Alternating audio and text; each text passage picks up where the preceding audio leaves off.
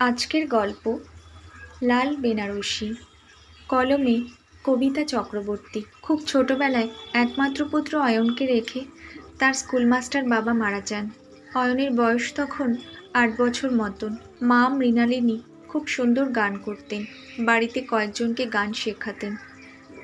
যদিও ঠাকুমার প্রবল আপত্তি ছিল মার গান গাওয়া নিয়ে, কিন্তু ওর বাবা চাইতেন মা গান গাক, তাই বাধ্য হই অনিচ্ছা সত্ত্বেও ঠাকুমা আর কিছু বলেননি। তবে মাঝে মাঝে মাকে ঠেস দিয়ে কথা বলতে ছাড়তেন না। অয়ন দেখেছে বাবা মাঝে মাঝেই সন্ধেবেলা মাকে গান করতে বলতেন। কি সুন্দর গান গাইতো মা। লাল টুকটুকে শাড়ি পরে, বড় একটা লাল সিঁদুরের টিপ পরে মা যখন গান গাইতো কি যে অপূর্ব লাগতো। বাবা মার মধ্যে ভীষণ মিল ছিল। মার বরাবরের প্রিয় রং লাল। যা কিছু কিনুক লাল সবার আগে পছন্দ। এক এক সময় তো বাবা হাসাহাসি করতেন অয়নের জন্য সব সময় লাল জামা কেনার জন্য, কিন্তু মার পছন্দ লাল রং। মায়ের কপাল কোনো দিন সিঁদুরের টিপ ছাড়া দেখেনি অয়ন।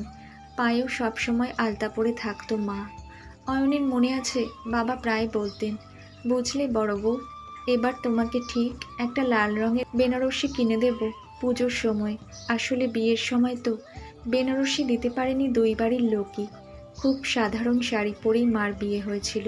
দুই বাড়ির অবস্থাই খুব খারাপ ছিল। মার খুব ইচ্ছে ছিল লাল একটা বেনারসি পরার, কিন্তু সেই বেনারসি আর বাবার কিনে দেওয়া হয়নি। তার আগেই বাবা চিরতরে চলে গেল পৃথিবী ছেড়ে। শুধু বাবা হারিয়ে গেলেন না, যাবার সময় মায়ের প্রিয় লাল রং, মায়ের গান সব চিরদিনের জন্য নিয়ে গেলেন। ঠাকুমার হুকুমে মাকে হালকা রঙিন পাড় দেওয়া সাদা শাড়ি পরতে হলো। বিধবা মানুষ আবার গলা ছেড়ে গান গাইবে মানে সেটাও বন্ধ হলো। নিরামিষ খেতে হতো মাকে, একাদশী করতে হতো। যে মাকে লাল টিপ ছাড়া ভাবা যেত না, তাকেই সাদা শাড়ি, শূন্য সিথি, টিপ ছাড়া কপাল দেখে ভীষণ কষ্ট হতো অয়নের। মাকে লুকিয়ে কাঁদতে দেখতো অয়ন। হঠাৎ করেই দুজনের জীবনটা যেন রংহীন হয়ে গেল। কিন্তু কিছু বলার উপায় নেই ঠাকুমার মুখের ওপর। আর অয়ন তো কত ছোট, সব কিছু বোঝার বয়স হয়নি ঠিকই, কিন্তু ওই বয়সেই অনেক কিছু বুঝে গেছিল, বিশেষ করে মায়ের কষ্ট। মাকে বলতো, দেখো আমি বড় হলে তোমার সব কষ্ট ঠিক করে দেব। এরপর বাবার স্কুলে মায়ের একটা চাকরির বন্দোবস্ত হলো, করণিকের চাকরি। তাতেও প্রবল আপত্তি, কিন্তু এবার মৃণালিনী প্রতিবাদ করলো। তার ছেলের জন্য তাকে কিছু তো করতেই হবে। ছেলেটাকে মানুষের মতো মানুষ করার দায়িত্ব যে তার ওপর এখন। সে চাকরিটা করবেই। ঠাকুমা মানতে পারলেন না। অয়নদের আলাদা করে দিয়ে নিজের ছোট ছেলের কাছে থাকলেন। মা বাড়ির সমস্ত কাজ করে স্কুলে যেত, ফিরেও সব কাজ করতে হতো বাড়ি। তার ওপর অয়নের পড়াশোনা দেখা, যাবতীয় ঘরের বাইরের কাজ মা কেমন একা হাতে সামাল দিত। মায়েদের কি খাটনি হয় না? কি করে পারে মা এত কাজ করতে? অয়ন ভাবে।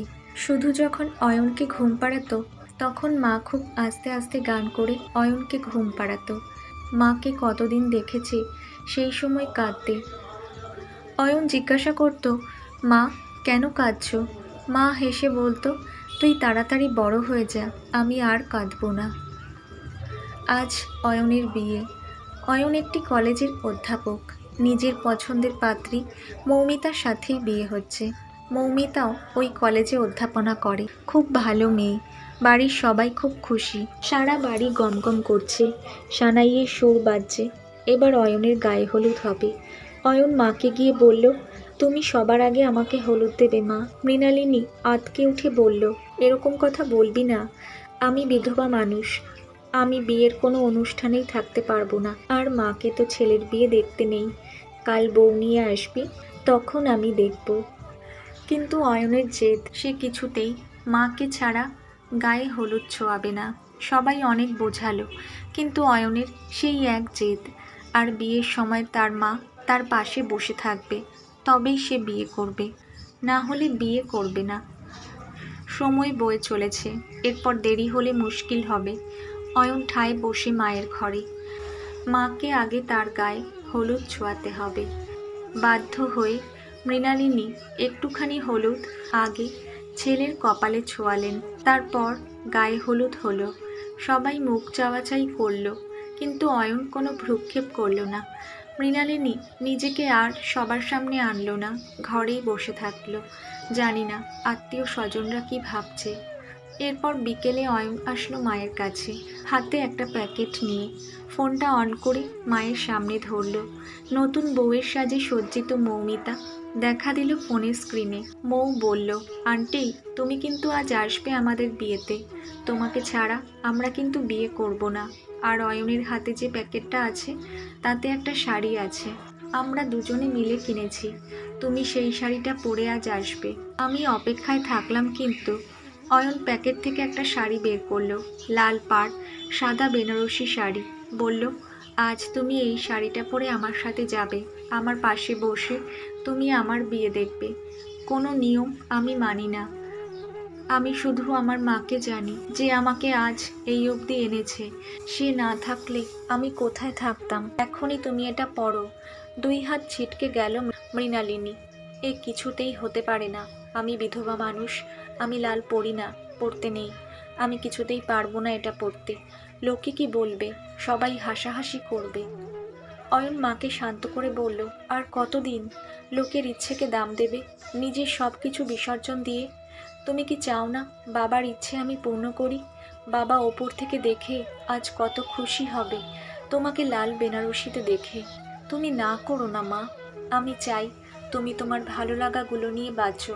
এখন আমি বড় হয়েছি, তোমার ভালো লাগা দেখার দায়িত্ব এখন আমার। মৌ আর আমি দুজনেই প্ল্যান করে এটা করেছি। ওর বাবা মাও এতে খুব খুশি। তোমার কোনো লজ্জা নেই, আমি আছি তোমার সাথে। অয়ন আর মৌয়ের বিয়ে হচ্ছে। পাশেই একটা চেয়ারে বসে আছে মৃণালিনী, পরনে সেই লাল পাড় সাদা বেনারসি, চোখে আনন্দের অশ্রু। গল্পটা কেমন লাগলো একটা কমেন্ট করে জানাবেন। যদি ভালো লাগে তাহলে প্লিজ আমার চ্যানেলটা সাবস্ক্রাইব করে আমার পাশে থাকবেন। ধন্যবাদ।